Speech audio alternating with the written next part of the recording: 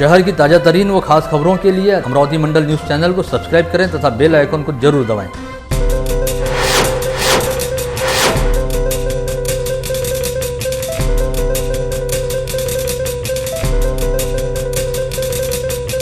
नमस्कार, दैनिक अमरावती मंडल के मंडल news bulletin में आप सभी का स्वागत है। आइए पेश करते हैं आज की कुछ खास खबरें। स्थानीय चैम्बर ऑफ कॉमर्स अमरावती महानगर मर्चेंट एंड इंडस्ट्रीज की अगुवाई में व्यापारियों के एक प्रतिनिधिमंडल ने जिलाधीश शैलेश नवाल से मुलाकात करते हुए कोरोना के लगातार बढ़ते संक्रमण को देखते हुए हालात को संभालने हेतु अमरावती जिले में दोबारा लॉकडाउन लगाए जाने की मांग की है।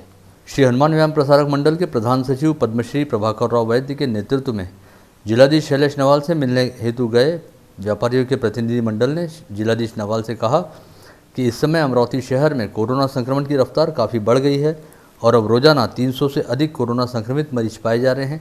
ऐसे में अब ये बेहद ज़रूरी है कि कोरोना संक्रमण की चेन को तोड़ने के लिए अमरावती शहर से जिले में जल्द से जल्द कड़ा लॉकडाउन लगाने की घोषणा की जाए, क्योंकि अब ग्राहकों को सेवा देने वाले कई व्यापारी भी कोरोना संक्रमण का शिकार हो रहे हैं। वहीं इसी मामले को लेकर जिलाधीश शैलेश नवाल ने शुक्रवार को बुलाई गई अपनी नियमित प्रेस ब्रीफिंग में कहा कि जनता कर्फ्यू का निर्णय अब अमरावती की जनता खुद होकर ले। साथ ही दुकानदारों द्वारा अब बिना मास्क पहने दुकानदारों को किसी भी तरह का कोई माल न बेचा जाए। नो मास्क नो परचेसिंग का निर्णय लेकर भी शहर सहित जिले के व्यापारी कोरोना संक्रमण में अपनी ओर से योगदान दे सकते हैं। देश के प्रधानमंत्री नरेंद्र मोदी के 70वें जन्मदिन का औचित्य साधते हुए पूर्व राज्य मंत्री एवं पूर्व जिला पालक मंत्री प्रवीण पोटे पाटिल द्वारा सेवा सप्ताह में विभिन्न कार्यक्रम आयोजित किए गए, जिसके तहत रक्तदान शिविर, वृक्षारोपण, जरूरतमंद विद्यार्थियों को पुस्तक वितरण तथा महिलाओं को साड़ी चोली वितरण सहित स्वच्छता अभियान का आयोजन किया गया। विगत अप्रैल माह के दौरान स्थानीय खोलापुरी गेट पुलिस थाने द्वारा अमरावती शहर में वीज़ा अवधि खत्म होने के बाद भी रहने वाले 18 विदेशी तबलीगी जमातियों के खिलाफ वीज़ा शर्तों के उल्लंघन को लेकर एफआईआर दर्ज की गई थी और इस मामले को लेकर स्थानीय अदालत में चार्जशीट पेश की गई थी।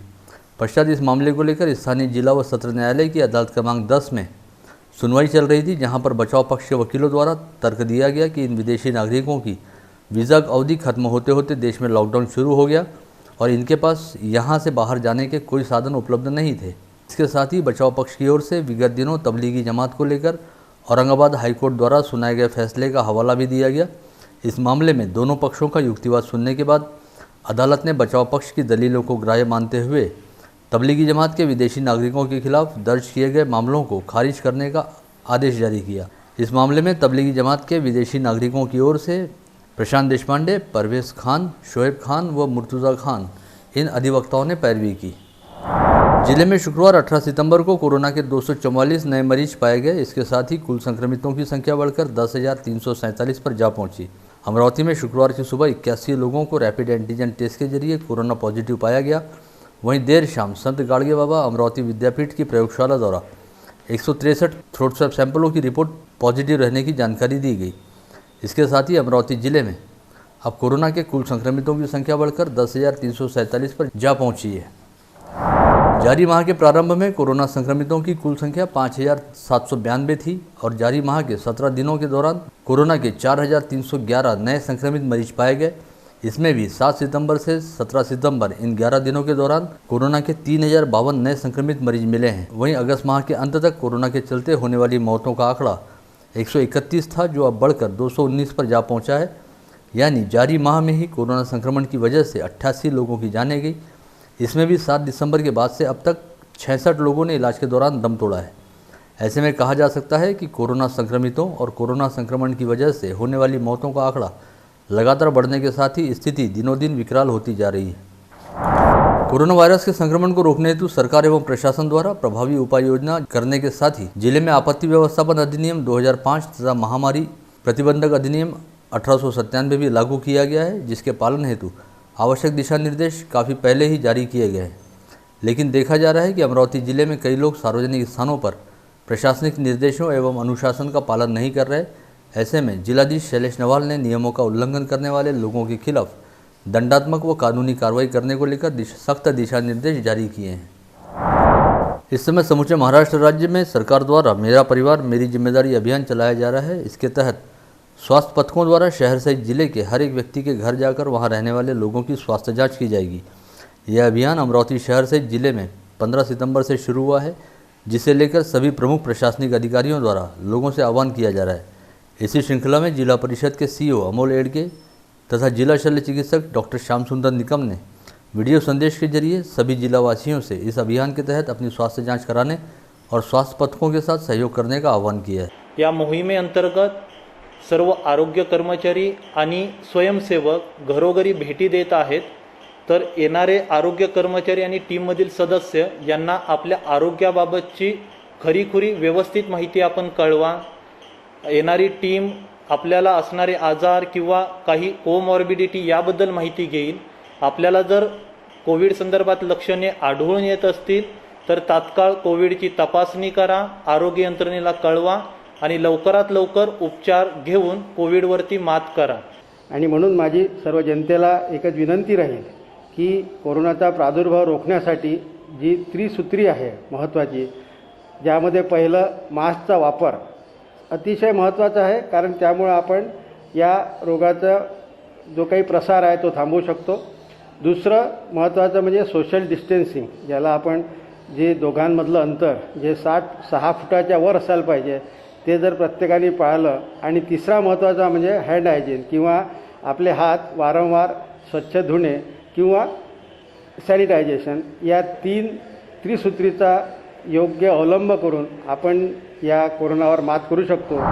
राज्य के 19 जिलों में अप्रैल से जून 2020 के दौरान खत्म होने वाली तथा नए से स्थापित 1566 ग्राम पंचायतों के चुनाव का कार्यक्रम राज्य निर्वाचन आयोग द्वारा घोषित किया गया था, जिसके अनुसार नामांकन पत्रों के पड़ताल की अंतिम तिथि 17 मार्च 2020 तय की गई थी।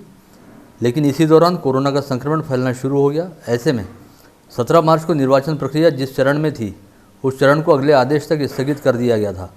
वहीं अब निर्वाचन आयोग ने जिन जिन ग्राम पंचायत क्षेत्रों में कोरोना संक्रमण की स्थिति नियंत्रण में है और जहां पर मतदान करवाना संभव है वहां पर निर्वाचन प्रक्रिया को आगे बढ़ाने का निर्णय लिया है। बुल्ढाना जिले के खामगांव स्थित कोविड अस्पताल में भर्ती कराए गए एक कोरोना संक्रमित मरीज ने शौचालय में फांसी लगाकर आत्महत्या कर ली। यह घटना गुरुवार की देर रात उजागर हुई, जिससे अस्पताल परिसर में जबरदस्त हड़कंप व्याप्त हो गया।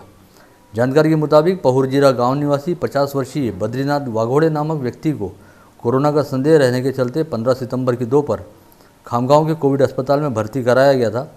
इस मरीज की थ्रोट स्वैब सैंपल रिपोर्ट 17 सितंबर को पॉजिटिव आई थी, लेकिन इसी दौरान बद्रीनाथ वाघोड़े ने अस्पताल के शौचालय में जाकर फांसी लगाते हुए आत्महत्या कर ली।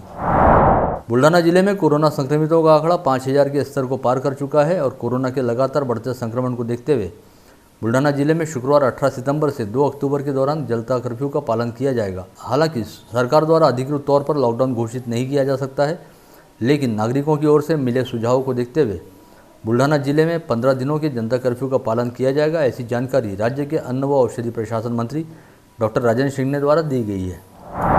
वहीं दूसरी ओर वाशिम शहर में भी इस समय कोरोना संक्रमितों की संख्या लगातार बढ़ रही है। ऐसे में वाशिम शहर के व्यापारियों ने 16 सितंबर से 7 दिवसीय जनता कर्फ्यू का आह्वान किया था और विगत 3 दिनों से शहर के सभी बाजार पेट पूरी तरह से बंद हैं।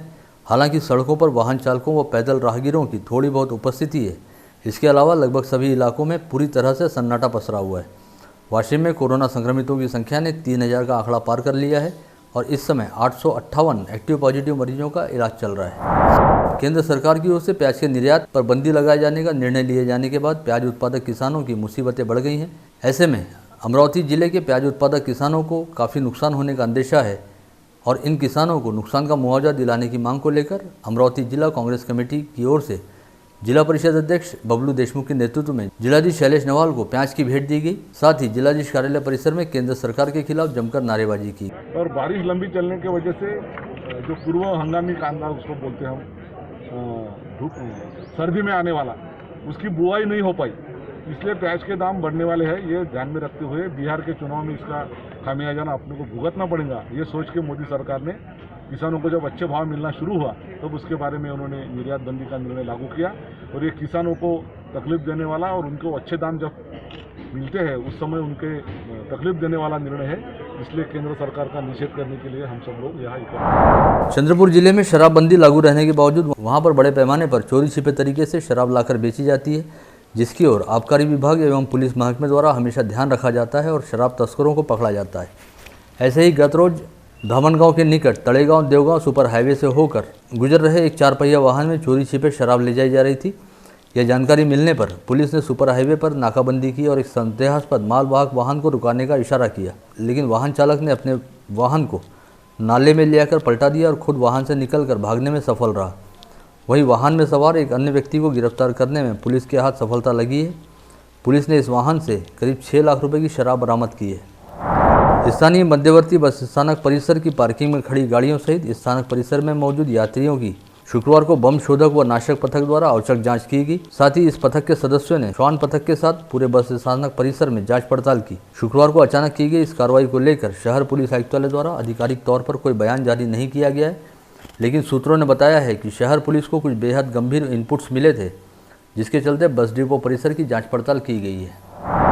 धामनगांव रेलवे तहसील अंतर्गत आने वाले मंगरूर दसगीर पुलिस थाना क्षेत्र स्थित वसाड़ गाँव में गुरुवार की रात 9:30 बजे के करीब पुरानी रंजिश के चलते कुछ लोगों ने अपने पड़ोसियों पर हमला कर दिया।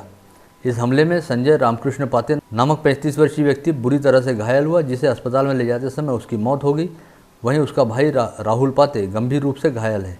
पुलिस ने इस मामले में रात के समय ही वसंत पंचबुद्धे व सचिन पंचबुद्धे नामक 2 आरोपियों को गिरफ्तार किया है और गाँव में तनावपूर्ण स्थिति रहने के चलते यहाँ पर जबरदस्त पुलिस बंदोबस्त तैनात किया गया है। मुर्दियापुर के पास ही भटोरी गाँव निवासी पूर्वेश सुभाष हिंडजकर नामक 24 वर्षीय युवक काटेपूर्णा नदी में आई बाढ़ में बह गया। यह घटना 17 सितंबर को अपराह्न 1 बजे के आसपास घटित हुई।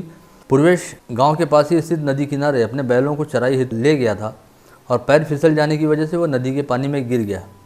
इस घटना की जानकारी मिलते ही गांववासियों ने गाड़गे बाबा आपातकालीन पथक की सहायता से दिन भर करीब 3 किलोमीटर के दायरे में पूर्वेश की खोजबीन की, लेकिन पूर्वेश का फिलहाल तक कहीं कोई पता नहीं चल पाया है।